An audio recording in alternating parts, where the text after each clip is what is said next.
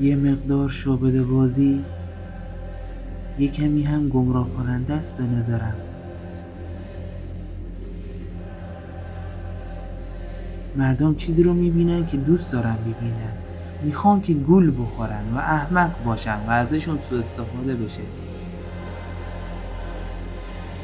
من جسدها رو ناپدید میکنم، اون گلها رو ناپدید میکنه و دستیارش سیندی لندن شوهراش رو ناپدید میکنه.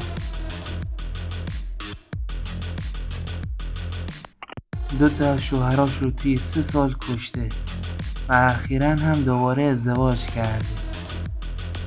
عدد 3 شاید بدون شماره جادوییش باشه، ولی جادو توی این یکی مورد به هیچ عنوان عمل نمیکنه و نخواهد کرد.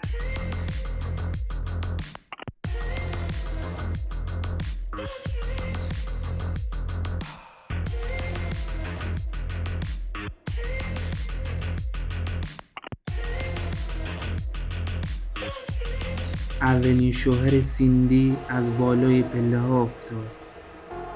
اون خیلی ناراحت شد بابت این اتفاق و بعدش با یه مرد که ازش 30 سال بزرگتره ازدواج کرد. یه همسر پرتلاش. سیندی داروهای قلب شوهر دومش رو هر روز بهش میداد و دوز داروها رو 2 برابر میکرد تا کشنده بشه و منتظر موند تا اون همسر دومش بمیره.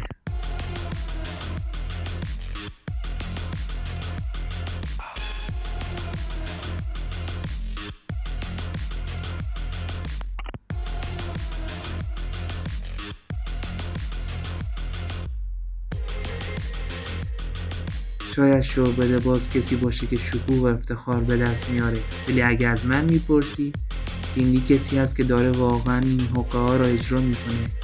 او همچنان صحیح و سالمه، ولی نه تا مدت طولانی.